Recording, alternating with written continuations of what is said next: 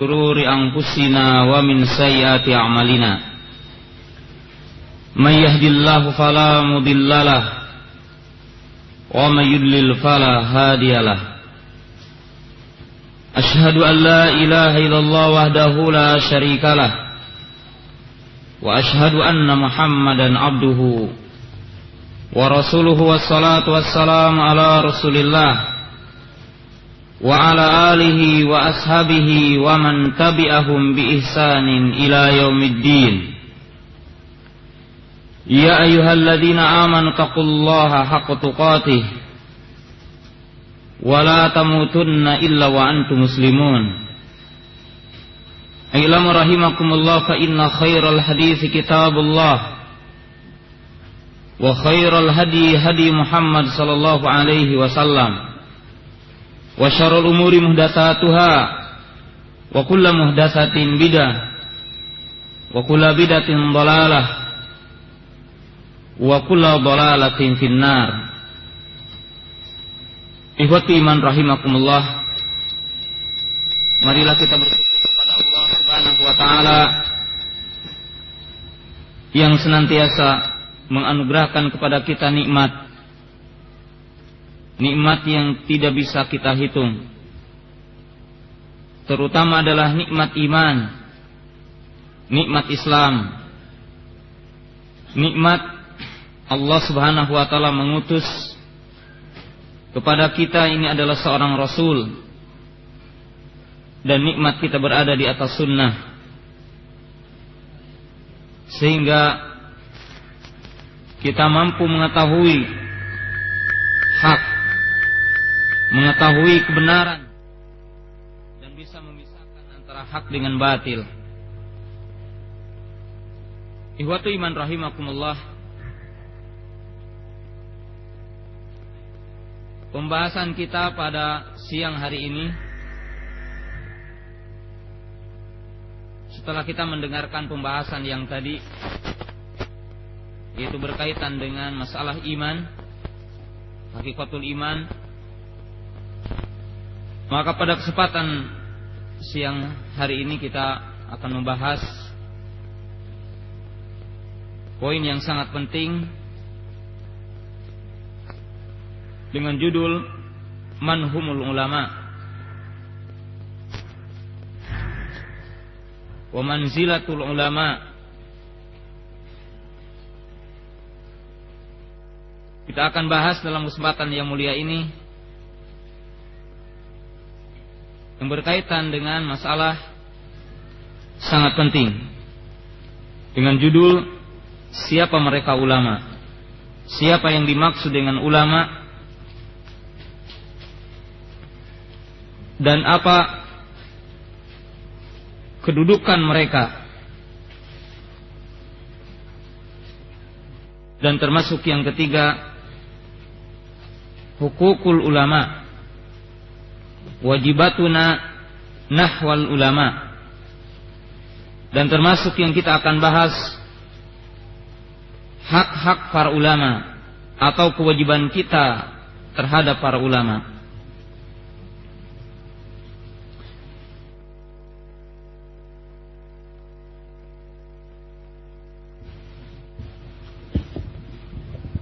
Dan termasuk juga hal yang kita akan bahas, yaitu pembahasan yang penting tentang bahaya tidak adanya orang alim dan bahaya tersebarnya orang-orang jahil yang memberikan fatwa di dalam agama yang mulia ini. Ikhwatu iman rahimakumullah, sesungguhnya Allah Subhanahu wa taala dan Nabi sallallahu alaihi wasallam telah menyanjung dan memuji ilmu dan memuji pemiliknya, yaitu para ulama. Sebagaimana Allah taala berfirman, yarfa'illahu alladhina amanu minkum walladhina utul ilma darajat. Wa qala Nabi sallallahu alaihi wasallam, fadlul alimi 'alal 'abidi ka fadlil qamari lailatal badri 'ala sairil kawakib.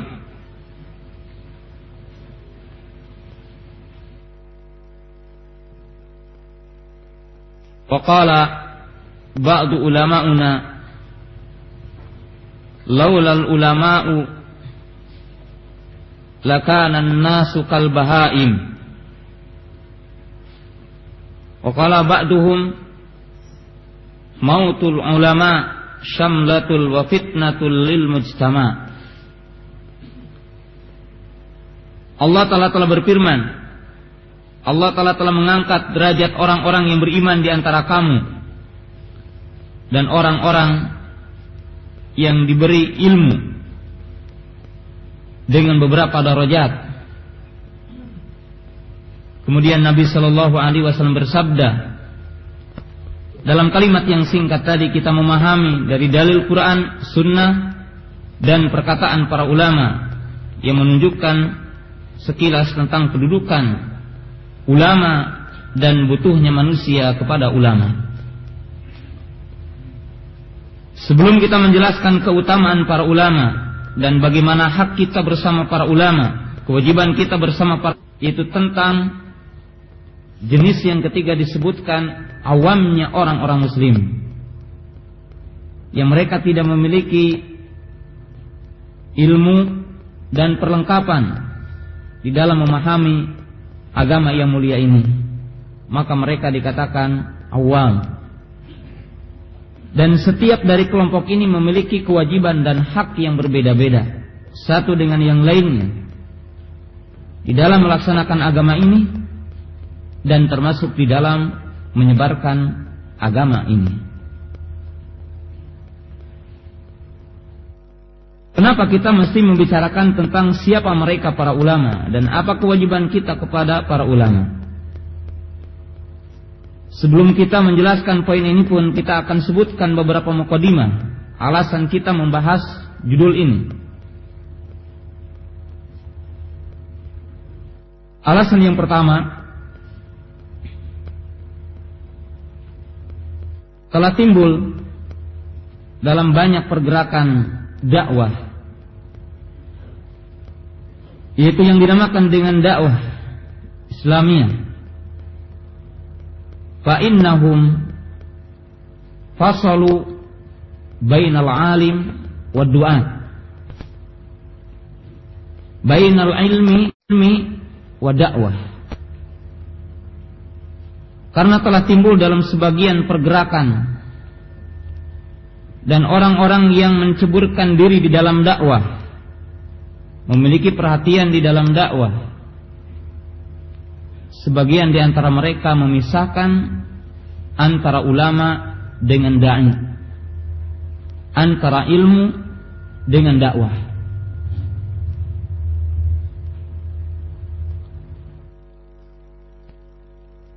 Pemahaman ini, yaitu memisahkan ulama dengan da'i, memisahkan ilmu dengan dakwah, adalah salah satu penyebab yang sangat berbahaya. Bahkan timbulnya kesesatan, timbulnya penyimpangan di dalam ajaran Islam dan orang-orang yang menisbatkan kepada Islam. Ketika munculnya orang-orang yang menyeru kepada agama yang mulia ini,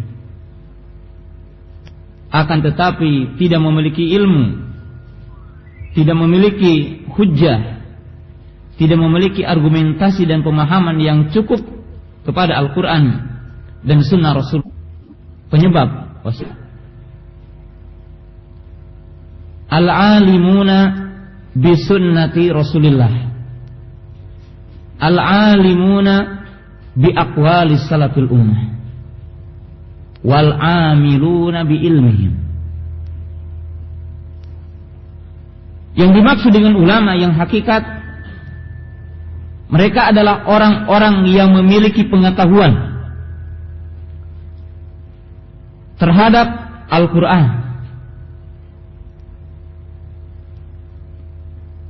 terhadap sunnah Rasulullah sallallahu alaihi wasallam, terhadap aqwal salafus saleh, ucapan salafus saleh, dan mereka yang mengamalkan ilmunya. Dan mereka yang mengamalkan ilmunya. Merekalah yang dinamakan mujtahid. Merekalah yang berhak untuk memberikan fatwa. Qala al-Imam Ahmad rahimahullahu ta'ala. Berkata Imam Ahmad, semoga Allah ta'ala merahmati kepadanya, dinukil oleh Imam Ibnu Qayyim dalam kitabnya I'lamil Muwaqqi'in dengan kalimat yang sangat singkat menyebutkan syarat orang yang berhak menjadi mufti dan yang dikatakan ulama. Qala yanbaghi liman hamala nafsahu 'alal futtiyah an yakuna 'aliman bil ahadits sahihati, an yakuna 'aliman bi aujuhil Qur'an, 'aliman bisunani. Dia berkata, selayaknya atau wajib bagi orang-orang yang menjadikan dirinya sebagai mufti memiliki 3 syarat utama. Yang pertama, dia mengetahui hadis-hadis sahih. Dia bisa memisahkan sahih dengan dhaifnya. Dia memahami bagaimana memisahkan sahih dengan dhaif, mengetahui kaidah-kaidahnya. Yang kedua, dia memahami tentang sendi-sendi Quran, memahami tentang bahasa Arab, memahami tentang hadis-hadis Nabi yang berkaitan dengan tafsir, memahami mutlak muqayyadnya, memahami am khususnya, memahami nasikh mansuhnya, memahami bagaimana cara menjama di antara 2 ayat yang dianggap bertentangan. Yang ketiga adalah dia mengetahui tentang kutubus sunan, memahami tentang keberadaan hadis. Sebab tidak mungkin orang akan menjelaskan agama dan memberikan fatwa di tengah-tengah umat Islam sedangkan dia tidak tahu keberadaan sumber fatwa. Tempat kembali dia akan berfatwa, yaitu hadis Nabi sallallahu alaihi wasallam. Bahkan pernah ditanya Imam Ahmad rahimahullahu taala, kapan seseorang dikatakan faqih? Faqala man indahu mi'atu alfi haditsin. Imam Ahmad pernah ditanya, siapa yang dikatakan faqih? Maka beliau mengatakan, adalah orang yang mengetahui 100.000 hadis. Dalam arti bukan berarti dihafal, tapi dia memahami keberadaan hadis itu, dan dia memahami tentang derajat hadis itu, dan dia memahami tentang masail-masail, masalah-masalah yang berkaitan dengan din. Ini yang dimaksud dengan alim. Ini yang dimaksud dengan ulama.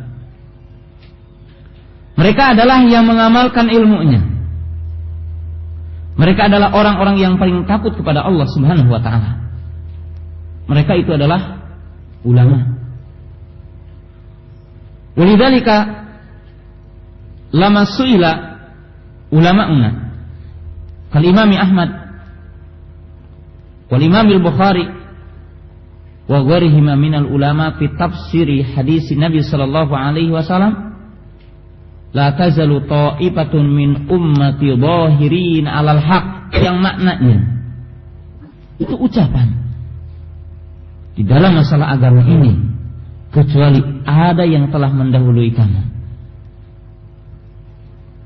Dalam arti orang yang berbicara tentang agama ini dan mereka yang berhak dikatakan ulama, yang ketika mereka berkata tentang agama ini, di mana ucapannya ada pendahulunya.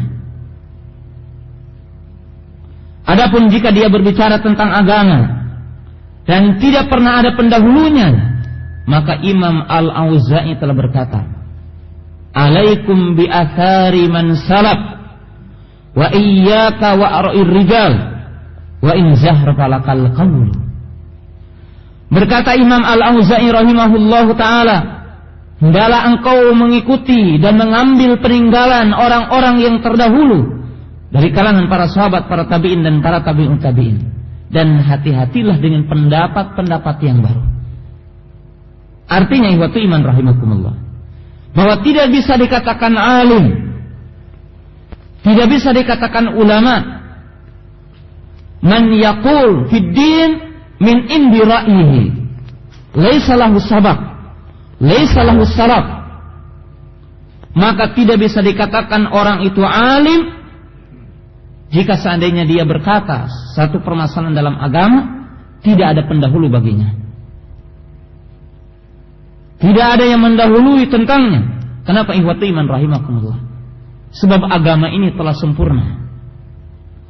Allah Subhanahu wa taala telah menyempurnakan agama ini, dan Nabi sallallahu alaihi wasallam telah menyampaikan kepada para sahabat radhiyallahu taala anhum, tidak ada satu permasalahan yang Nabi sallallahu alaihi wasallam tinggalkan, dan tidak ada para sahabat di antara mereka yang ijma untuk menyembunyikan agama. Apakah mungkin Nabi Shallallahu Alaihi Wasallam menyampaikan agama tidak ada sahabat? Ima ada seorang, ima ada istrinya, ima ada 2 orang, ima ada 3 orang, ima banyak para sahabat. Maka kata Imam Malik rahimahullahu taala, apabila hari ini bukan agama, mesti hari ini pun bukan agama. Dalam arti, jika ucapan dan perbuatan itu tidak dikenal di kalangan ulama kita, di kalangan salaful ummah, mesti kita yakini hari ini pun bukan agama, dan kita yakini itu adalah bukan agama. Maka orang alim syaratnya adalah orang yang memahami tentang aqwal salaful ummah. Ihwatu iman rahimakumullah, itulah yang dimaksud dengan orang alim. Mereka yang memiliki pemahaman terhadap Al-Quran dan Sunnah Rasulullah sallallahu alaihi wasallam. Wa qala aidan al-Imam Asy-Syafi'i rahimahullahu taala, apabila yang dimaksud dengan ulama nisbat kepada ilmu, maka ilmu sumbernya hanya 3. Qala al-ilmu maqala Allahu wa maqala rasuluhu wa maqala ashabu Rasulillah sallallahu alaihi wasallam wa masiwaha fahiya waswasatu syaitan. Ilmu adalah apa yang datang dari Allah, apa yang datang dari Rasul sallallahu alaihi wasallam, dan apa yang datang dari para sahabat Rasul sallallahu alaihi wasallam. Dan selainnya, ketahuilah itu adalah bisikan syaitan. Pembahasan yang kedua, manzilatul ulama, kedudukan para ulama. Ihwatu iman rahimakumullah, kedudukan para ulama di dalam ayat Al-Quran dan sunnah Nabi Sallallahu Alaihi Wasallam sungguh dijelaskan dengan panjang lebar.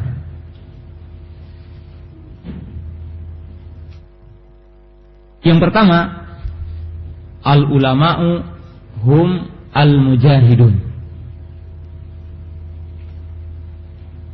Yang pertama, para ulama mereka adalah para mujahid.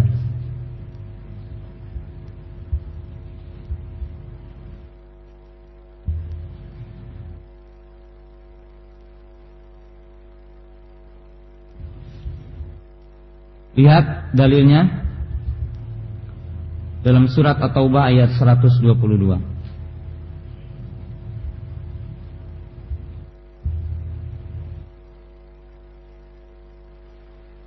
Allah telah berfirman, "Wa ma kanal mu'minun liyanfiru kafah falawla nafara min kulli firqah minhum ta'ifah liyatafaqahu fid din wa liyundiru qaumahum idza raja'u ilaihim la'allahum yahdharun.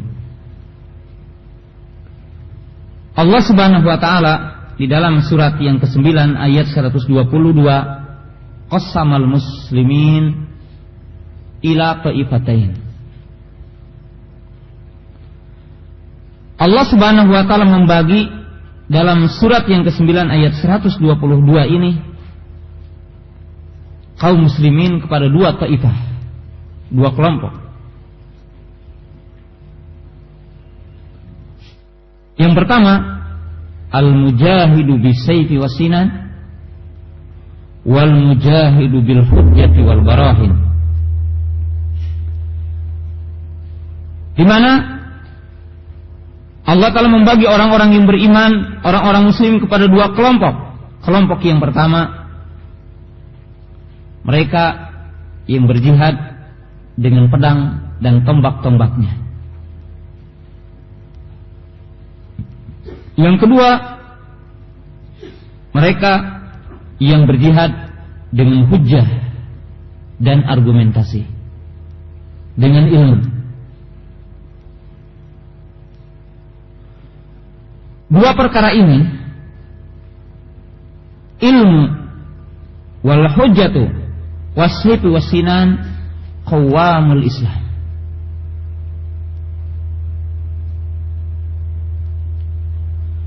Dikatakan oleh para ulama, sesungguhnya para mujahid, pedang dan tombak, ilmu dan hujjah adalah merupakan benteng Islam. Jadi Islam dibentengi, Islam dijaga dengan dua kekuatan, as-sayfu wasinan wal hujjatu wal barahin. Di mana Islam ini dijaga dengan dua kekuatan. Kekuatan yang pertama adalah pedang dan tombak. Kekuatan yang kedua adalah hujjah dan argumentasi. Berkata para ulama, sebagaimana dijelaskan oleh Imam Ibnu Qayyim dalam kitab Miftah Daris Sa'adah, bahwa intinya akan merusak kaum muslimin adalah dua kekuatan. Islam dipelajari dengan gharbi, dengan Arab barat, dan pemuda-pemuda kaum muslimin sekolah ke sana. Kitabnya Miftah Daris Sa'adah ketika menjelaskan hadis, man kharaja fi talabul ilmi fa huwa fi sabilillah. Barang siapa yang keluar mencari ilmu, maka dia di jalan Allah hatta yarji'a, sehingga dia kembali. Beliau mengatakan, ilmu yang ada di sini jihad dengan pedang bisa semua, asal sehat bisa. Akan tetapi jihad dengan ilmu, dengan argumentasi, jihad untuk mengungkap hadis dhaif, jihad untuk mengungkap siapa mereka para pendusta hadis, jihad untuk mengungkap subhat, kesamaran-kesamaran yang dilontarkan oleh musuh Islam, itu tidak bisa dengan pedang. Karena walaupun dengan pedang, jika seandainya tulisan telah masuk dan telah dibaca oleh orang-orang muslim dan telah terdengar oleh telinganya, maka syubhat itu akan merasuk kepada kepalanya dan hatinya, dan tidak bisa ditolak dengan pedang dan tombak. Oleh sebab itu para ulama mengatakan fahada jihadul khas, maka ini adalah jihad yang khusus dari para pengikut Rasul, yaitu jihadnya para ulama. Jihadnya para ulama. Ikhwati iman rahimakumullah. Ini sisi yang pertama. Sisi yang kedua yang menunjukkan bahwasanya jihad dengan ilmu dan hujjah lebih afdal.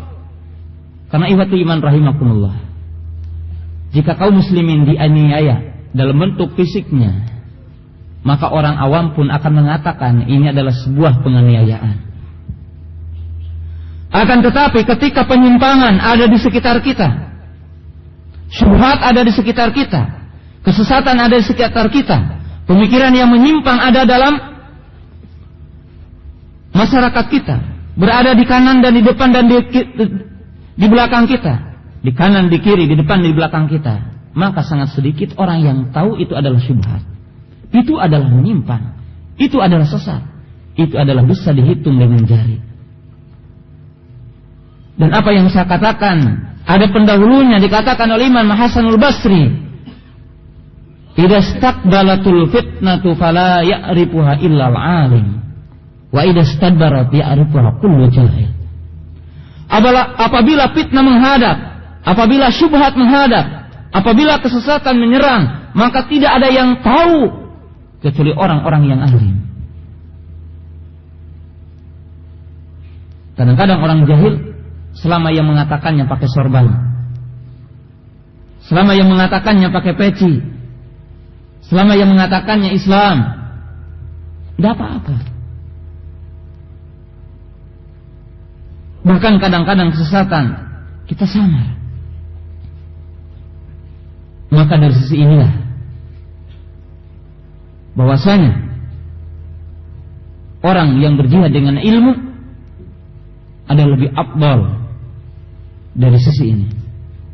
Oleh sebab itu para ulama mengatakan al-ulama'u hum al-mujahidun. Para ulama mereka adalah mujahid.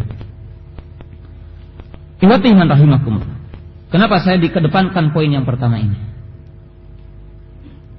Karena telah timbul dalam barisan kaum muslimin para pemuda yang memiliki hamasah terhadap jihad, terhadap dakwah, terhadap Islam.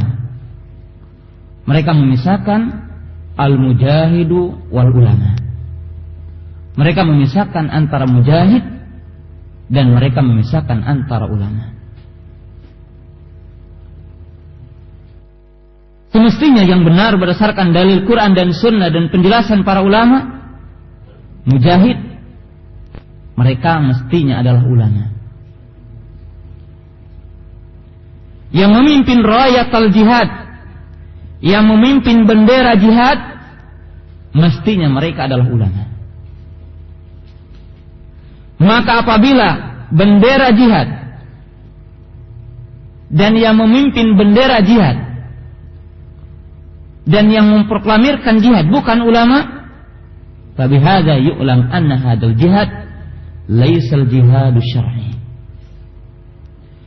Sehingga dengan itu kita bisa memahami bahwasanya jihad yang tidak ditegakkan dan tidak dibawa benderanya oleh orang-orang yang berilmu, maka bisa dipastikan bahwasanya jihad itu adalah bukan jihad syar'i.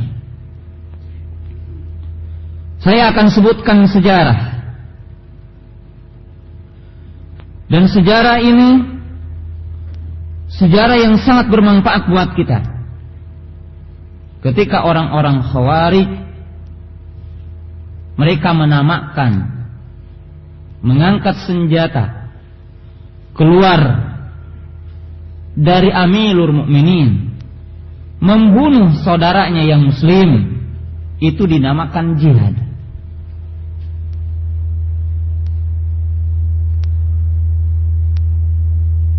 Mari kita lihat kepada sejarah yang saya sering sebutkan sejarah ini. Seseorang yang bernama Ibnu Muljam yang membunuh Ali ibnu Abi Thalib radhiyallahu taala anhu. Dia berjalan dari kota Haura ke Basrah dengan mengendarai kendaraannya dan dia membawa perbekalan. Dia berjalan untuk jihad dan membunuh Ali bin Abi Thalib Amirul Mukminin, Abdulun Nas ba'da Abi Bakrin wa Umar wa Utsman. Orang yang paling afdal di antara para sahabat, di antara umat ini setelah Abu Bakar, Umar, Utsman. Dia berjalan sehingga dikatakan ketemu dengan seorang wanita dan melamarnya. Dan wanita itu mengatakan, kamu boleh melamarku asal engkau membunuh Ali bin Abi Thalib. Karena kebetulan wanita itu juga adalah Haruriyah, seorang Haruri, seorang Khawarij. Maka dia mengatakan, sungguh aku tidak datang ke sini kecuali untuk membunuh Ali bin Abi Thalib. Dan ketika dia membunuh dia membacakan ayat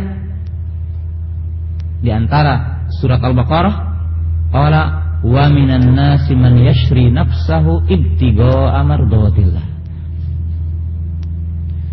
di mana dia menganggap bahwasanya membunuh Ali adalah sebagai jual beli dengan Allah, berniaga dengan Allah, berjihad di jalan Allah sebagai penegakan hukum Allah. Karena ketika dia membunuh juga membacakan ayat inil hukmu illa lillah.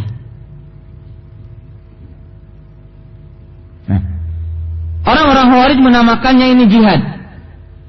Orang-orang Khawarij menamakannya ini adalah sebagai penegakan hukum. Padahal itu adalah fasad. Padahal itu adalah kerusakan. Apa yang menyebabkan mereka berpemahaman semacam itu? Dua perkara kata para ulama. Duhalatul ilmi wa bu'du an fahmi salafil ummah wal bu'du anil ulama. Penyebab mereka ada dua. Yang pertama, kedangkalan ilmu mereka.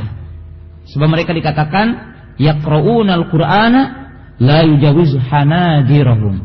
Mereka membaca Al-Quran tapi tidak melewati tenggorokan mereka. Artinya apa? Tidak mengambil hikmah, istimbat, manfaat dari bacaannya. Kenapa? Karena bodoh terhadap pemahamannya.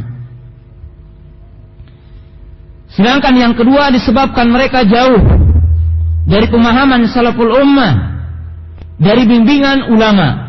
Mereka menjauh dari ulama.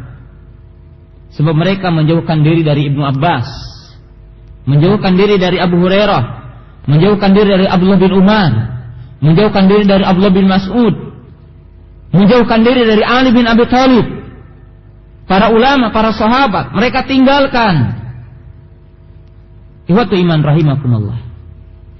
Maka dari inilah satu hal yang sangat penting apabila kita akan melaksanakan agama yang mulia ini, dan apabila kita akan berdakwah dan akan berjihad, kemudian kita memisahkan diri dari para ulama, maka kejadiannya akan seperti bagaimana kejadian orang-orang Khawarij.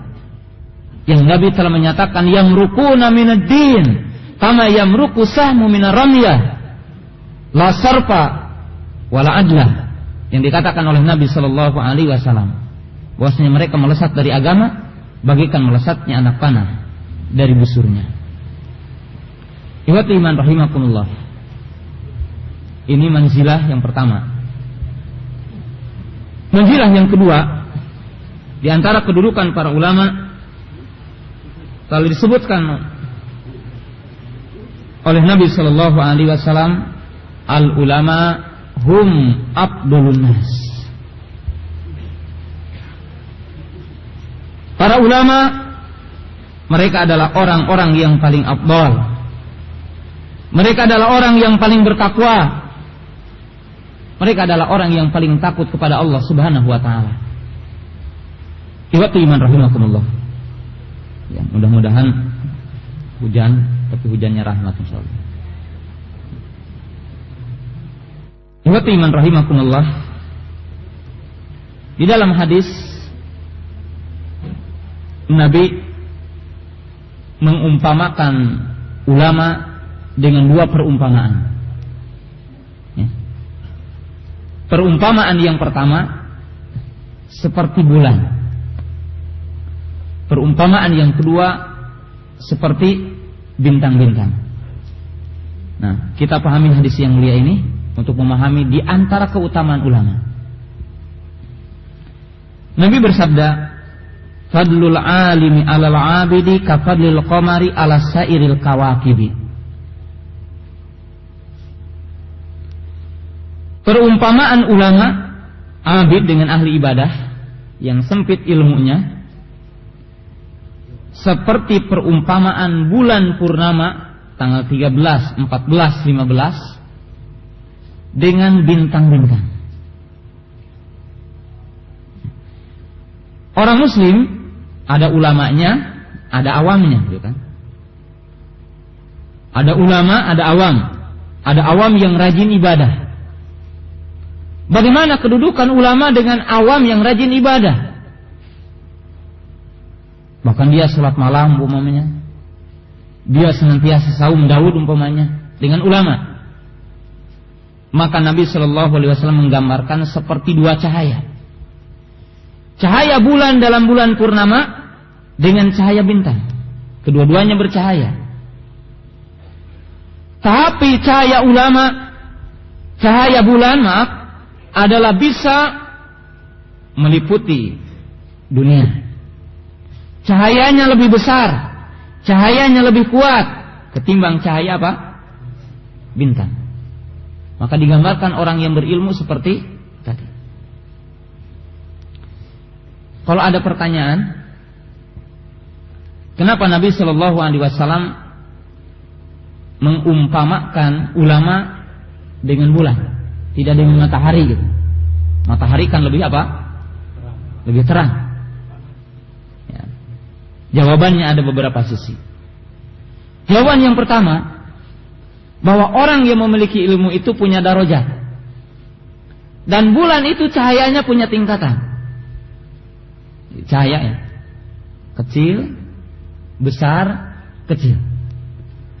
Maka orang berilmu pun punya darajat. Orang yang berilmu punya darajat. Kalau matahari tidak. Cahayanya tidak dikatakan apa? Kecil kemudian apa? Besar. Maka Nabi memperumpamakan dengan apa? Dengan bulan. Yang kedua, bisa dikatakan bahwa ulama bersama orang awam teduh bagaikan cahaya bulan ketika malam hari. Dan ini selayaknya orang alim, di mana orang alim memberikan keteguhan dan ketegaran, ketenangan bagi orang-orang awam. Seperti orang yang berjalan tengah malam ketika dia mendapatkan cahaya bulan. Cahaya apa? Cahaya bulan. Nah, ikhwatu iman rahimakumullah. Kemudian, kenapa Nabi Shallallahu Alaihi Wasallam mengatakan orang yang berilmu lebih mulia ketimbang ahli ibadah? Ada beberapa sisi keutamaan orang yang berilmu dengan ahli ibadah. Pertama, bahwa bisa kita lihat dalam hadis, kalau ahlu ibadah amalnya adalah untuk dirinya. Jadi ahlu ibadah amalnya untuk apa? Dirinya. Kalau orang alim adalah untuk diri dan yang lainnya. Untuk diri dan yang lainnya.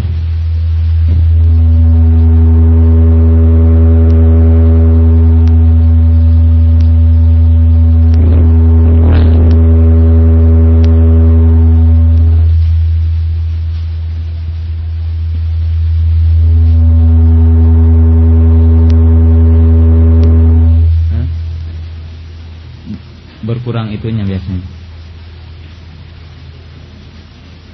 Yang kedua, bahwa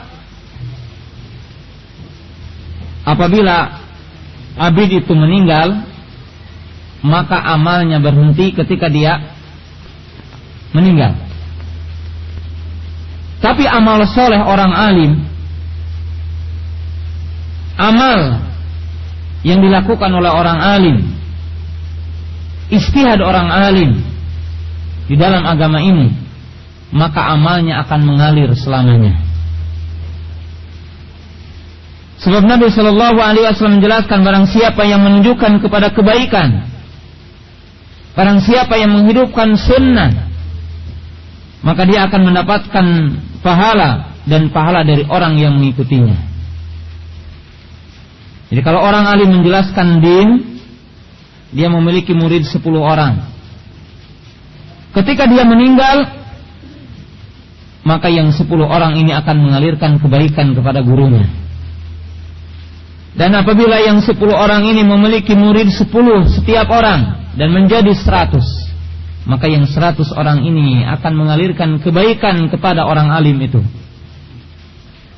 Dan jika yang 100 orang ini memiliki murid per orang 100 orang, maka berapa ribu orang akan mengalirkan kebaikan kepada orang alim itu sampai hari kiamat. Maka dengan itu Nabi Shallallahu Alaihi Wasallam menyatakan bahwasanya orang alim ada lebih utama ketimbang seorang hamba. Sehingga di dalam kisah disebutkan tentang kisah Imam Syafi'i rahimahullahu taala dengan Imam Ahmad dan muridnya,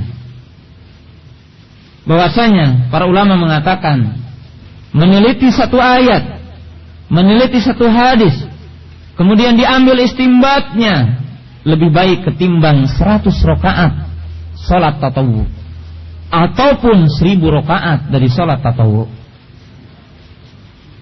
Imam Syafi'i pernah bertamu kepada Imam Ahmad, dan Imam Ahmad telah memberitakan akan datang seorang imam besar, guru kami, kata Imam Ahmad. Maka datanglah Imam Syafi'i kepada Imam Ahmad. Kemudian murid-murid Imam Ahmad meneliti dan melihat apa yang dilakukan oleh Imam Syafi'i rahimahullahu ta'ala. Ternyata ketika dihidangkan makanan, seluruh makanan yang ada di nampan yang dihidangkan oleh Imam Ahmad habis. Kata murid Imam Ahmad, kok Imam gemul? Makannya banyak. Ketika malam hari ditunggu oleh murid Imam Ahmad, pasti dia akan sholat semalaman. Ternyata Imam Syafi'i rahimahullahu ta'ala duduk termenung di masjid. Ketika sholat subuh ditunggu wudu, ternyata Imam Syafi'i tidak wudu, malah langsung sholat. Maka proteslah murid Imam Ahmad kepada Imam Ahmad dan berkata, wahai imam, inilah yang kau puji-puji, makannya banyak, katanya. Kemudian apa? Sholat tidak, katanya. Tidak sholat malam, malah duduk termenung. Waktu subuh tidak wudu lagi. Gimana engkau memujinya? Kata Imam Ahmad, tanya dulu, jangan protes. Maka ketika ditanyakan kepada Imam Ahmad rahimahullahu ta'ala, jawaban Imam Ahmad mengatakan, adapun aku menghabiskan makanan yang ada di nampan yang dihidangkan oleh Imam Ahmad, aku tahu Imam Ahmad wara'. Dia tidak akan mengambil harta kecuali dari yang halal. Maka aku berkeinginan jika perutku ini dipenuhi dengan rizki yang halal. Maka murid Imam Ahmad gogodok, kata orang Tasik, geleng-geleng kepala, heran terhadap sikap Imam Syafi'i rahimahullahu ta'ala. Adapun aku tidak sholat semalaman, maka aku meneliti dan menelaah, memikirkan tentang hadis yang bunyinya, ya Aba Umair, mada fa'ala bin Nugair. Anak kecil bersedih, burungnya mati. Ditanya, kemana aja kamu, katanya, wahai Aba Umair, dan apa yang dilakukan oleh Sunugair burungnya? Kata Imam Syafi'i, tidak mungkin ini Imam Muslim dan para ulama meriwayatkan hadis ini kalau hadis ini tidak ada manfaatnya.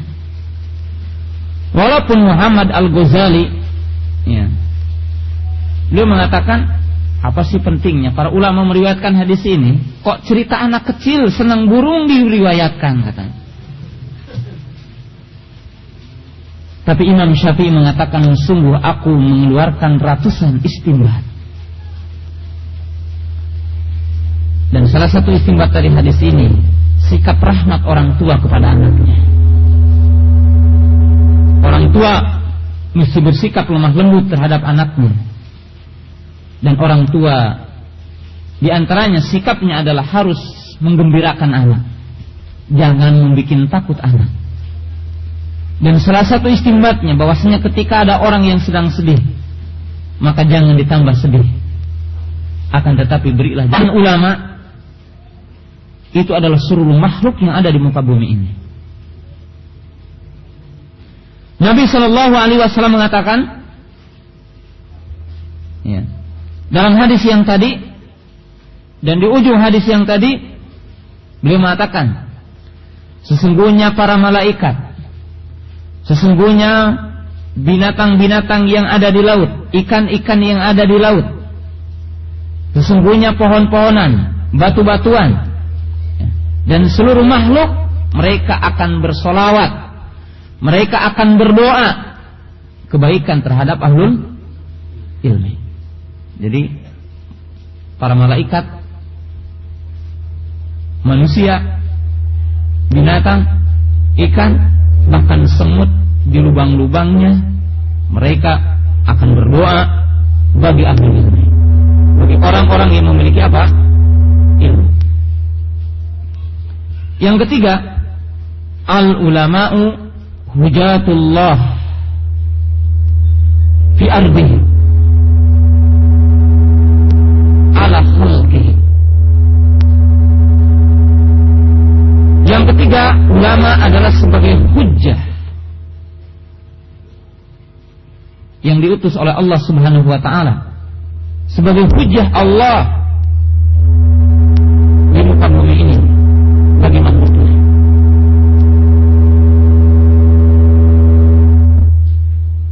Ikhwatu iman rahimakumullah, Allah taala mengutus para nabi dan Allah taala mengakhirinya dengan nabi yang terakhir, yaitu Muhammad sallallahu alaihi wasallam.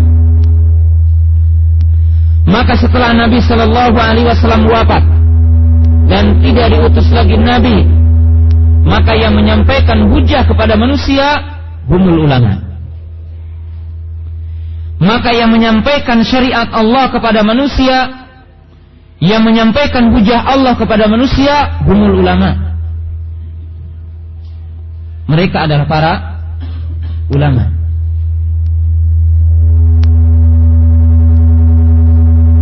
Allah Ta'ala memuji dalam banyak ayat tentang ulama, seperti dalam ayat-ayat yang tadi. Wa qala Nabi sallallahu alaihi wasallam fi qit'ati al-hadis alladhi qablah, dalam potongan hadis yang sebelumnya, wa innal anbiya'a la yuwarithuna dinaran wala dirhama walakinnahum yuwarithuna ilma. Faman akhadha bihi faqad akhadha bi khaddin wafirin. Nabi sallallahu alaihi wasallam bersabda, sesungguhnya para nabi, para rasul tidak mewariskan uang perak dan uang emas, tapi mereka mewariskan ilmu. Wal ulama'u warasatul anbiya, dan para ulama pewaris para nabi. Wa qala Nabi sallallahu alaihi wasallam, innallaha yab'asu ala kulli ummatin fi kulli ra'si mi'ati sana rajulan man yujaddidu dinahu. Ini hadis yang berkaitan dengan poin yang ketiga, bahwasanya Allah Ta'ala akan mengutus kepada setiap umat dalam setiap penghujung 100 tahun seseorang yang membaharui agamanya. Manhum? Mereka adalah para ulama. Jadi mereka itu adalah para ulama. Jadi dibangkitkan oleh Allah Ta'ala. Oleh sebab itu, salah kalau orang mengatakan bahwa ada zaman yang tidak ada ulamanya. Tidak mungkin. Mesti setiap waktu, setiap zaman ada ulamanya.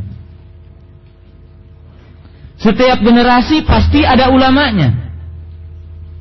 Sebab tidak mungkin agama ini akan tegak tanpa ada ulamanya, tanpa ada orang alimnya. Dan dalilnya dikuatkan oleh hadis yang mutawatir, la tazalu ta'ifatun min ummati bahirina alal haq. Hadis ini menunjukkan bahwa senantiasa dari umat ini ada di antara mereka yang dinamakan apa? Para ulama. Nah, keutamaan ulama yang keberapa? Keempat.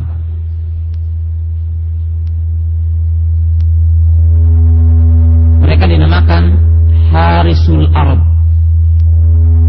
harisuddin. Mereka adalah tentara-tentara agama. Bukan hanya mujahid yang tadi. Qala ulama'una, malaikatu hirasus sama atau hirasus samawati sab wal ulama'u wal ahlul hadis hirasul ard, hirasul ahlil ard.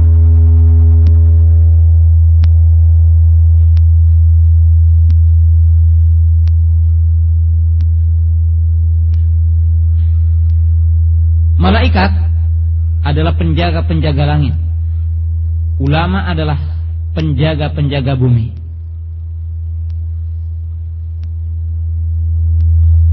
Wa qala ulama'una likulliddin pursan wa pursanu hadaddin ahlul hadithi. Setiap agama ada tentaranya. Atau dalam bahasa kita ada satpamnya. Ada tentaranya, ada yang menjaganya. Dan penjaga agama ini mereka adalah ahlul hadis, mereka adalah para ulama. Jadi yang tadi saya jelaskan, ya, untuk mengetahui hadis itu dhaif, untuk mengetahui bahwasanya ini adalah seorang yang dhaif, siapa? Mereka adalah para ulama. Dinyatakan di dalam sejarah bahwasanya orang-orang ahlu bid'ah sangat takut apabila ketemu dengan Sufyan ibnu Uyainah dan dengan Yahya ibnu Ma'in rahimahullahu ta'ala. Imam Yahya ibnu Ma'in adalah ulama jarah wa ta'dil, ulama ahlu hadis yang dia tahu si fulan jumlah hadisnya segini, si fulan gurunya segini, si fulan muridnya segini, si fulan matinya tahun segini, si fulan berjalannya ke anu, tahu Imam Yahya ibnu Ma'in. Kalau ada kadzabun, para pendusta ketemu dengan Imam Ibnu Ma'in, dijelaskan dalam sejarah Yahya ibnu Ma'in, bagaikan binatang kecil, tahu enggak? Cecopet itu, kata orang Sunda, kutu busuk. Ketika ada orang ngumpet gitu. Maka demikian juga ahlu bidah, ketika ada orang alim, ketika ketemu orang alim atau dia ngomong, pasti akan bergetar. Kalau dia ngomong hadis palsu, pasti akan diketahui. Coba, sekarang ada orang alim, ada orang pendusta menggunakan hadis palsu, pasti akan berkeringat. Kenapa? Wah, ini orang alim pasti tahu ini hadisnya dhaif, hadisnya maudhu. Bahkan mungkin saja orang menukar sanad. Ini sanadnya dhaif diganti dengan sanad yang sahih. Maka orang awam mengatakan, Masya Allah ini hadis sahih banget nih, karena riwayatnya Masya Allah. Nah, ulama tidak. Imam Bukhari rahimahullahu ta'ala pernah diuji tentang hafalan Imam Bukhari. Dikeluarkan 100 hadis, dan Imam Bukhari dari 100 hadis itu menjawab tidak tahu semuanya. Oh, ulama hadis kok tidak tahu hadis? Kata Imam Bukhari, setiap ditanya la adri. Tapi ternyata apa yang dikatakan oleh Imam Bukhari setelah selesai orang yang menanya, beliau mengatakan hadis yang tadi itu diputar balik ternyata sanadnya, hadis ini kepada hadis lain gitu. Maka kata Imam Bukhari, adapun hadis ini sanadnya ini, adapun hadis ini sanadnya ini. Maka orang-orang yang menyaksikan ketika diuji Imam Bukhari, mereka adalah tercengang, kaget dengan hafalan Imam Bukhari. Barulah mereka mengakui tentang hafalan Imam Bukhari. Ya. Maka dengan itu para ulama mengatakan al-isnadu minad-din. Sanad adalah agama. Orang yang tidak tahu sanad tidak akan tahu agama. Sebab agama ini ada sanadnya. Nah, maka para ulama ahlul hadis, mereka adalah bala tentara, para penjaga agama, penjaga bumi, penjaga umat ini. Apabila ada yang mengeluarkan ataupun membuat hadis palsu, maka para ulama ahlul hadis, mereka akan mengungkapnya. Mereka akan memberikan penjelasan tentang kesesatan, penyimpangan, dan seterusnya. Kemudian ikhwati iman rahimakumullah, telah dijelaskan oleh para ulama di antara keutamaan ulama, salah satunya adalah hum Amirul Mukminin.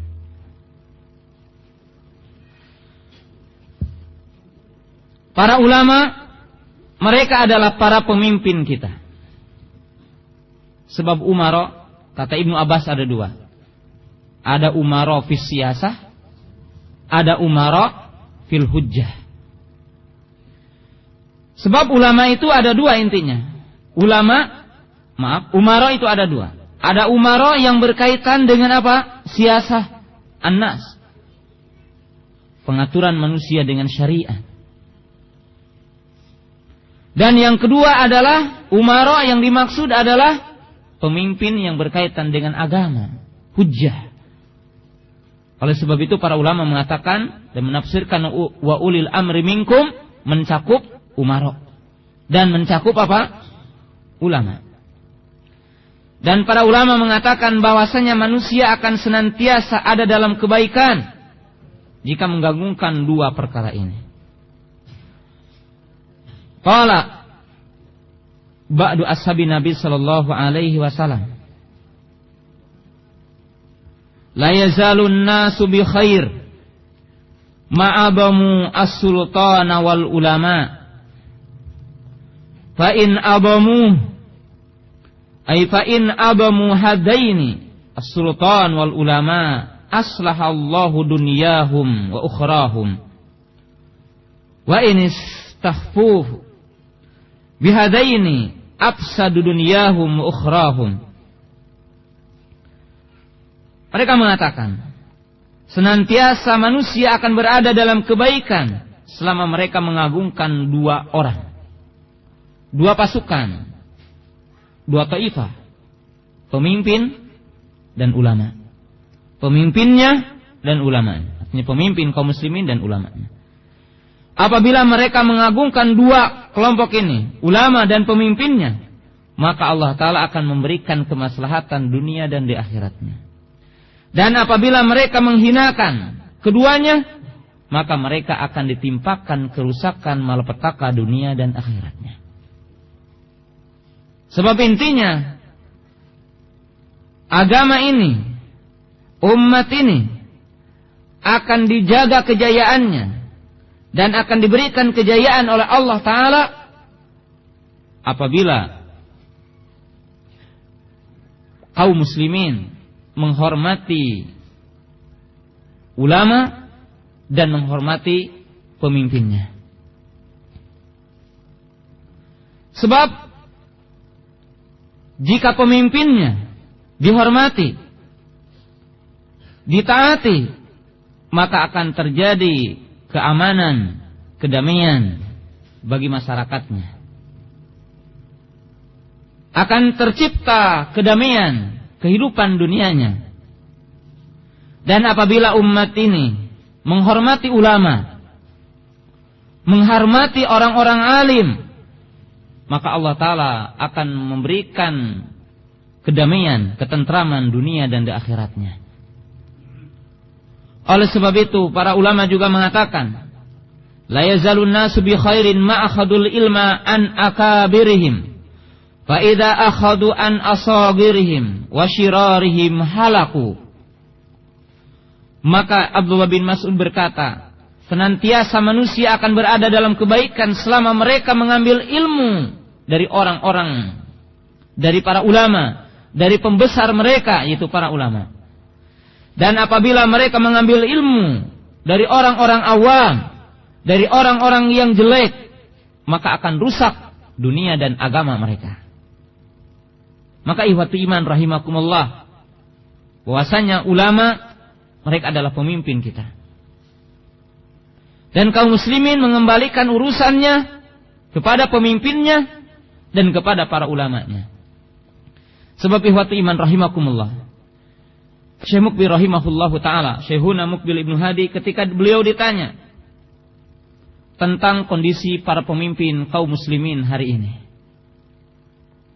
maka beliau menyatakan satu jawaban yang sangat indah.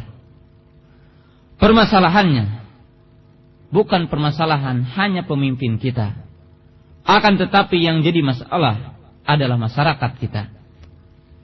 Sebab kata beliau, yang inti permasalahan disampaikan oleh beliau, bahwa kerusakan dan fitnah yang menimpa kepada kaum muslimin disebabkan dua perkara. Sisi yang pertama, di mana kaum muslimin dilalaikan dengan dunia, dan para pemimpin kita dilalaikan dengan kedudukannya. Maka ihwatu iman rahimakumullah, untuk menciptakan kedamaian dan ketentraman ini, apabila dua kelompok ini bersatu di atas Al-Quran dan Sunnah Rasulullah Sallallahu Alaihi Wasallam, di mana para pemimpin kita, para pemimpin kaum muslimin, mereka sejalan dengan fatwanya para ulama, dan para ulama ini sejalan dengan perjalanan para pemimpin, dalam arti tidak terjadi ataupun keluar dari ketaatan pada pemimpinnya selama memerintahkan di dalam yang hak, memerintahkan dalam ketaatan kepada Allah Subhanahu wa taala. Kemudian manzilah yang terakhir dari kedudukan ulama disebutkan oleh para ulama kita. Sesungguhnya para ulama ketika tidak adanya adalah merupakan mara bahaya, adalah merupakan perkara yang sangat membahayakan kepada umat ini. Abdullah bin Mas'ud mengatakan, tidaklah datang tahun kecuali akan lebih jelek ketimbang tahun yang sebelumnya. Beliau mengatakan, bukan kesempitan di dalam harta, bukan kesempitan di dalam dunia, karena sesungguhnya Nabi Sallallahu Alaihi Wasallam telah menyatakan tidak akan terjadi hari kiamat kecuali harta melimpah luas di tengah-tengah kaum muslimin. Tapi kata beliau, yang dimaksud apabila mati para ulamanya, apabila mati para fuqahanya, maka akan rusak umat ini. Dan Nabi Sallallahu Alaihi Wasallam mengatakan bahwasanya di antara yang menyebabkan umat ini tersesat dan umat ini banyak yang menyimpang disebabkan kebodohan terhadap agamanya, dan kebodohan ini menyebar ketika semakin sedikitnya orang alim. Maka ihwatu iman rahimakumullah, dalam intinya hajatun nasi ilal ulama ahwaju minat ta'ami ila syarab wa ahwaju minad dawi syamsi wal qamar. Ihwatu iman rahimakumullah, sesungguhnya kepentingan kita bersama ulama, kebutuhan kita kepada para ulama, sesungguhnya lebih penting dari makan dan minum, lebih penting dari keberadaan matahari dan bulan, dan keberadaan makanan dan minuman. Kenapa ihwatu iman rahimakumullah? Jika kita mengatakan tanpa air kita mati, tanpa cahaya kita mati, tanpa makan dan minum adalah mati, maka demikian juga manusia akan mati hatinya. Mereka akan mati jiwanya, dan tidak akan memiliki keimanan, dan tidak akan hidup hatinya kalau tidak ada ulama, kalau tidak ada orang-orang alim. Oleh sebab itu ikhwatu iman rahimakumullah, murid-murid Imam Malik mengatakan, kami merasa bangga dengan majelisnya Imam Malik dari dunia dan seisinya. Mereka mengatakan, sungguh telah hadir dalam majelis Imam Malik 70.000 kaum muslimin di zamannya. Kemudian mereka mengatakan, sesungguhnya kedudukan ulama sangat tinggi. Dan murid-murid Sufyan ibnu Uyainah mengatakan, kami merasa bangga dengan majelisnya Sufyan ibnu Uyainah dari dunia dan seisinya. Ini ihwatu iman rahimakumullah, di antara kedudukan para ulama, dan sungguh banyak kedudukan para ulama yang disebutkan dalam Quran dan hadis, kita sebutkan secara singkat. Ihwatu iman rahimakumullah, kewajiban kita bersama para ulama. Secara singkat, kewajiban kita bersama para ulama ada dua sisi yang sangat utama, yaitu ta'zimuhum wahtiramuhum. Yang pertama, mengagungkan mereka dan menghormat mereka, mendudukkan mereka dalam kedudukannya. Sebab tadi dijelaskan akan senantiasa umat ini dalam kebaikan selama menghormati, mengagungkan pemimpin dan ulamanya. Yang kedua, adamul i'tiqad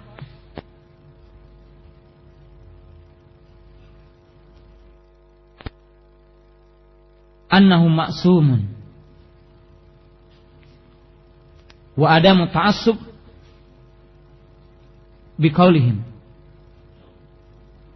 Yang kedua, di antara kewajiban kita tidak meyakini bahwasanya mereka maksum.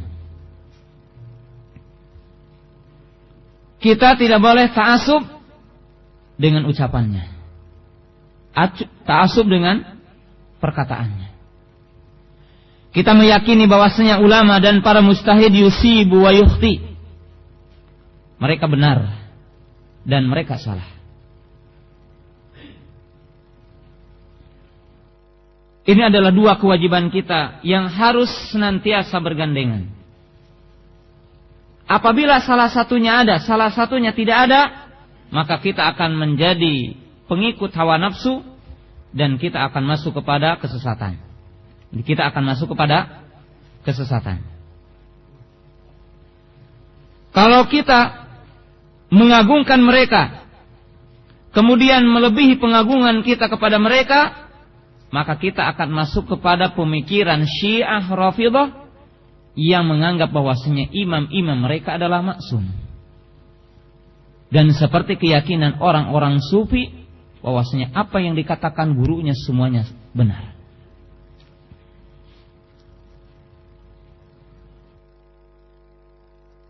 Adapun yang kedua, bahwasanya orang menempatkan ulama dengan dirinya, dan ulama itu berarti tidak boleh salah, dan apabila salah maka dikeluarkan di derajat ulamanya, maka ini akan sependapat dengan pemikiran orang-orang Khawarij. Maka keyakinan ahli sunnah berdasarkan Quran dan sunnah meyakini kewajiban kita menghormati ulama karena Allah Ta'ala memuji mereka, menempatkan mereka dalam kedudukan yang tinggi. Akan tetapi kita tidak boleh mengatakan bahwasanya seluruh apa yang dikatakannya adalah benar. Di anna Nabi sallallahu alaihi wasallam qala idza ijtahada al-mujtahidu fa asaba falahu ajran wa in akhta'a falahu ajrun wahid. Nah, ini ikhwati iman rahimakumullah. Kewajiban kita, hak para ulama terhadap kita. Yang kedua, jadi tadi hak secara umum. Mauqifuna ma'a akhta'ihim. Yang kedua, sikap kita kepada kesalahan mereka. Maksudnya adalah ulama ahli sunnah, bukan ulama ahlu bid'ah. Jika ulama salah,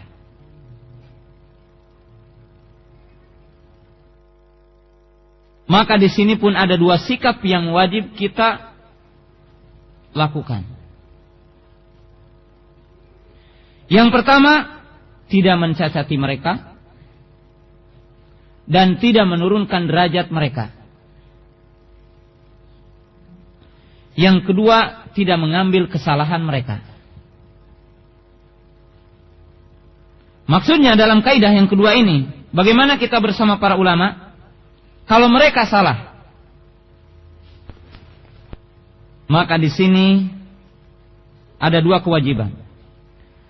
Kewajiban yang pertama, kita tidak menurunkan derajat mereka. Kita tidak mencacati mereka karena mereka salah. Kenapa? Sebab Allah pun memberikan toleransi kepada mereka. Apabila mereka apa? Salah. Mereka tetap mendapatkan satu ganjaran.